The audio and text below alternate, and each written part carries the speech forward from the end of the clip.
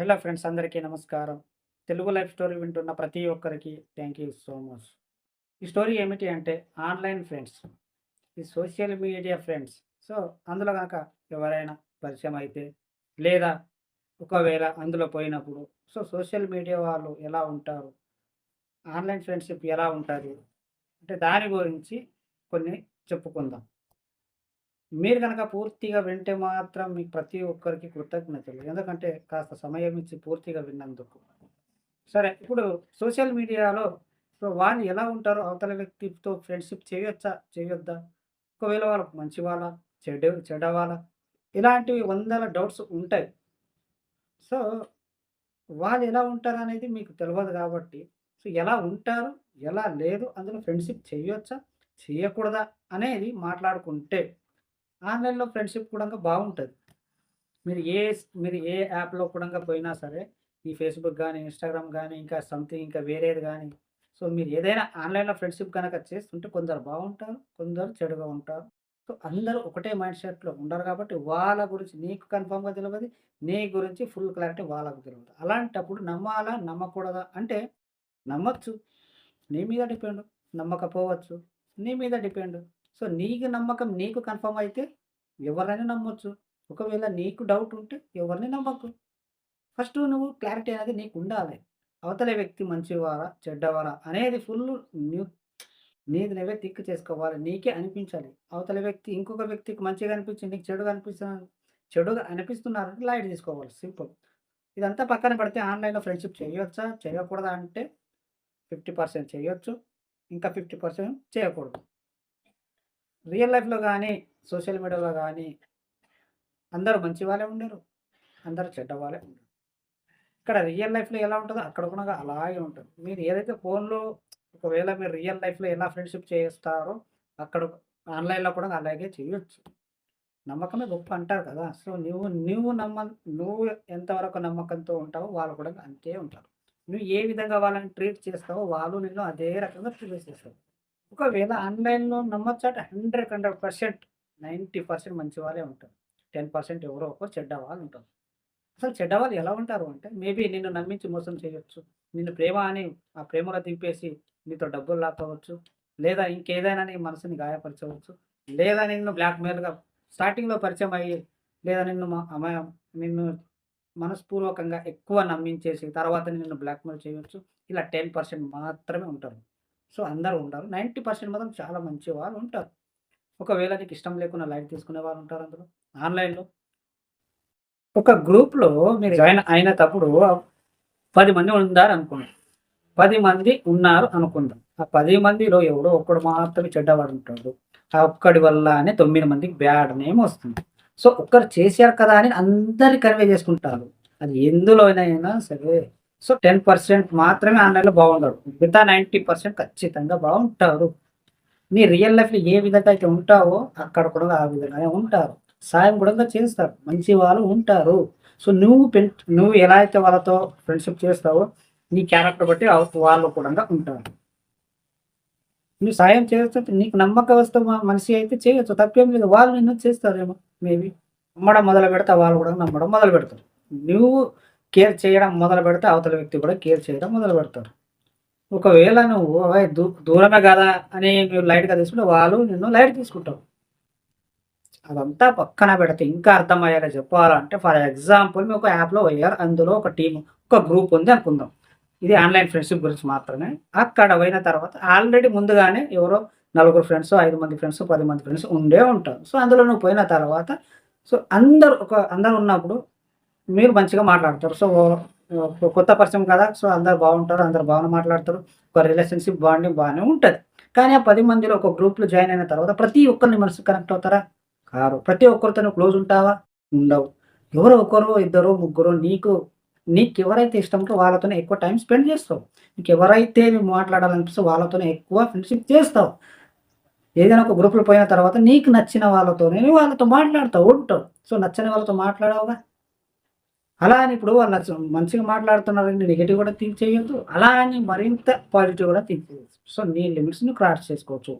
అంటే నీ లిమిట్స్‌ని ఎక్కువ నమ్మకం చేయకు.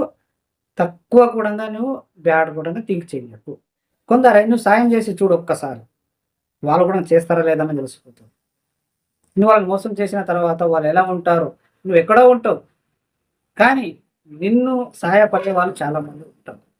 ఫస్ట్ ఆఫ్ ఆల్ నీ ఫ్రెండ్‌షిప్ ఎలా ఉండాలి అంటే, ఒక్కసారి నువ్వు మాట్లాడితే వాళ్ళు లైఫ్ లాంగ్ కనెక్ట్ అయ్యేలా ఉండాలి. అది ఆన్‌లైన్‌లో ఫ్రెండ్‌షిప్పా, రియల్ లైఫ్‌లో ఫ్రెండ్‌షిప్పా కాదు. నువ్వు ఎలా అయితే బాండింగ్ పెంచుకుంటావో, అదే బాండింగ్ గనక మీకు ఉంటే, వాళ్ళ మీద అదే ప్రేమ ఉంటే, వాళ్ళు అదే రకంగా చూపిస్తారు. ఫర్ ఎగ్జాంపుల్ మీరు ఒక 4 రోజులు మీరు చాలా ఎక్కువ హార్ట్ టచ్ తీసుకొని, వాళ్ళతోటి ఎక్కువ మాట్లాడి టైమ్ స్పెండ్ చేసిన తర్వాత కొన్ని రోజులు మీరు అక్కడికి పోకపోతే కొందరు మాత్రమే నిన్ను పలకరిస్తారు, మాట్లాడతారు. ఎందుకు రావట్లేదనో, లేదా ఏమైందనో నిన్ను అడగడం మొదలుపెడతారు. సో, అది ఏదైనా కావచ్చు. ఒకవేళ నువ్వు ఎక్కడో ఉంటావు నాకెందుకులే అనుకోరు. కొందరు నీకు హార్ట్ టచ్ అయిన వాళ్ళు ఉంటారు. సో, ఒక గ్రూప్ అయిన తర్వాత చాలామంది ఉంటారు. చాలా మందిలో నీకు కావాల్సిన వ్యక్తి ఒక్కరో, ఇద్దరో, ముగ్గురో, ఐదుగురో, పదిగురో. సో, వాళ్ళు మాత్రమే నిన్ను అడుగుతూ ఉంటారు. ఎందుకు రావట్లేదు అని. So, something whatever. సో, అందరు కనెక్ట్ కారలేరు. నువ్వు అందరితో మాట్లాడుతున్నంత మాత్రాన అందరిని కనెక్ట్ కారవ్వా. నీకు హార్ట్ టచ్ అయిన వాళ్ళే నీ దగ్గరికి వస్తారు. నువ్వు రాకపోయుంటే వాళ్ళకి టెన్షన్ అవుతది. అది ఎవరైనా సరే. నీకు ఎవరైతే మనసుకు నస్తారో వాళ్ళు రాకపోతే, వాళ్ళు కనిపియకపోతే వాళ్ళని వెతకడం మొదలుపెడతావు. ఎందుకు రావట్లేదని ఒక థింకింగ్ అయితే ఖచ్చితంగా వస్తది. సో, ఆన్‌లైనే గదా! వాళ్ళెక్కడుంటే మనకెందుకులే అనుకునే వాళ్ళు హార్ట్ టచ్ కారు. ఇది గుర్తుపెట్టుకో. సో, ఆన్‌లైన్‌లో ఫ్రెండ్స్ నమ్మాలంటే 100% నమ్మొచ్చబ్బా. 10% చెడ్డవాళ్ళుంటారు. 90% మంచివారుంటారు. అర్థమైందా? ఇప్పుడు ఎవరెవరి సర్కిల్ ఉంటది. సో, ఇప్పుడు ఒక 10 మంది ఉన్నారు. ఆ 10 మందిలో కొందరికి లింకులుంటాయన్నమాట. లింకులంటే ఏంటంటే, సో, వాళ్ళకు ఇంకొందరు ఇష్టమవ్వచ్చు. ఈళ్ళకి ఇంకొందరు ఇష్టమవ్వచ్చు. ఇలా అందరు 10 మంది 10కి ఇష్టం కాలేదు. 10 మందిలో ఒకరు రాకపోయినా కూడా 9 మంది వాళ్ళని అడగడం మొదలుపెట్టారు. ఎవరో ఇద్దరు ముగ్గురు మాత్రమే అడగడం మొదలుపెట్టారు. వాళ్ళెందుకు అడుగుతారంటే, నువ్వు వాళ్ళు కనెక్ట్ అయ్యావు. వాళ్ళెందుకు కనెక్ట్ అయ్యావు. 9 మంది ఎవ్వరు ఎక్కడ కూడా గాని రెస్పాన్స్ కారు. అర్థమైంది. ఒకవేళ నువ్వు ఆన్‌లైన్‌లోనే ఉంటే, నీకు హార్ట్ టచ్ అయ్యి ఉంటే వాళ్ళ ఫ్రెండ్‌షిప్, నీ గనక నాకు ఒకవేళ నువ్వు కనిపియకపోతే, నీవు వెతకడం స్టార్ట్ చేస్తావు. ఫర్ ఎగ్జాంపుల్ నీకెక్కడో ఇన్‌స్టాగ్రామో, ఫేస్‌బుక్కో ఎక్కడో ఏదో ఛానెల్ ఉందనుకుందాం. అందులో నీకు ఎందుకు రావట్లేదు ఒక మెసేజ్ గాని, ఒక చాట్ సంథింగ్ అడగడం గాని పెడతారు. ఎందుకు అడుగుతారంటే కనెక్టింగ్ అలాంటిది ఫ్రెండ్‌షిప్. ఇప్పుడు ఫ్రెండ్స్ అయినా, లవర్స్ అయినా ఏదైనా సరే మనకు హార్ట్ టచ్ అయిన వాళ్ళే నిన్ను అడుగుతారు. ఎంతో మందితో మాట్లాడినంత మాత్రాన అందరిని పలకరించరు. అర్థమైందా? ఆన్‌లైన్‌లో నమ్మొచ్చంటే ఖచ్చితంగా నమ్మాలి. నమ్మకు అంటే నీ ఇష్టం అది. సో, నమ్మనంత వరకు ఎక్కువ నమ్మకూడంగా మంచివాళ్ళు ఉంటారు, చెడ్డవాళ్ళు ఉంటారు. కొన్ని సార్లు మోసం కూడంగా జరగొచ్చు. కానీ స్టార్టింగ్‌లో ఒక కంపెనీలో జాయిన్ అయిన తర్వాత అందరి ఫ్రెండ్స్ బాగానే ఉంటారు. కానీ ఎవడో ఒకడు వల్ల లవ్ ట్రాక్ చూస్తాడు. ఆ లవ్ ట్రాక్ వల్ల వాడి సైడ్‌కి అయిన తర్వాత కొంచెం తగ్గుతుంటది ఫ్రెండ్‌షిప్. మళ్ళీ ఒకరు చూసి ఒకరు చూసి ఒకరు లవ్ ట్రాక్ అనగానే ఏమవుతుంది అంటే ఫ్రెండ్‌షిప్ అనేది పోయి సాడ్‌నెస్ అనేది వస్తుంది. స్టార్టింగ్‌లో ఏదైనా సరే స్టార్టింగ్‌లో ఒక ఫ్రెండ్‌షిప్ మాత్రం చాలా బాగుంటుంది. ఎందుకంటే ఎవ్వరు ఆటిలో లవ్ ఉండదు. అందరూ ఫ్రెండ్‌షిప్ లాగానే చూస్తారు కాబట్టి అందరూ ఎంజాయ్‌గా ఉంటారు. కానీ వాళ్ళతో టైము స్పెండ్ చేస్తున్న కొద్దీ ఆటోమేటిక్ కొందరు లవ్ చేసుకునేటప్పటికి సో, వాళ్ళు పర్సనల్‌గా చాట్ చేస్తూ పర్సనల్‌గా ఉన్నప్పుడు ఇక మిగతా ఫ్రెండ్స్ ఏం చేస్తారంటే వాళ్ళకి కూడా బోరింగ్ వస్తది. సో, ఎవరో ఒకరి వల్ల కొంచెం ఫ్రెండ్‌షిప్ అనేది చెడిపోతుంది. అర్థమైందా ఫ్రెండ్స్? లాస్ట్‌కి స్టార్టింగ్‌లో ఫ్రెండ్‌షిప్‌లో మారి ఇంకొందరు లవర్స్‌గా అయిపోతారు. ఇంకొందరు మిగిలిపోతారు. కానీ అందరూ ఫ్రెండ్స్‌గా ఉండరు. ఎవరు ఒకరో ఒక 10 మందిలో స్టార్టింగ్‌లో చాలా బాగుంటారు. ఎవరో ఒకరో ఇద్దరో లవ్ ట్రాక్ చేసి వాళ్ళు సైడ్‌కి పోతారనమాట. వాళ్ళు పర్సనల్ చాటింగ్‌కి పోతారు. ఇగ మిగతా వీళ్ళుంటారు.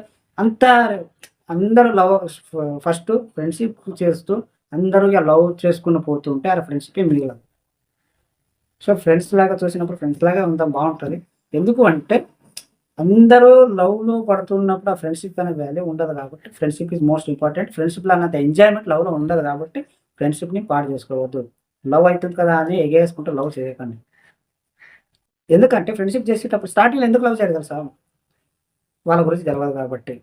సో, ఫ్రెండ్‌షిప్ అయిన తర్వాత ఒకరి గురించి ఒకరు ఏదో ఒక సంథింగ్ మాట్లాడేదో ఏదో ఒకటి ఇష్టమవుతుంది కాబట్టి మెల్లిగా కొందరు ఇద్దరు సెపరేట్ అయ్యి ఇగ మిగతా ఎవరో ఒకరు ఒకరో ముగ్గురో మిగిలిపోతారు. కదా! ఫ్రెండ్‌షిప్ అయిన తర్వాత లవ్ అయితది. లవ్ అయి ఫ్రెండ్‌షిప్ కాదు. అందుకే ఫ్రెండ్‌షిప్‌లో ఉన్నంత ఎంజాయ్‌మెంట్ లవర్స్‌లో దొరకదు కాబట్టి ఎంజాయ్‌మెంట్ చేయండి అంతే. ఈ లవ్‌లు చేసి మరీ ఎంజాయ్‌మెంట్ గాని ఏది కోల్పోకండి.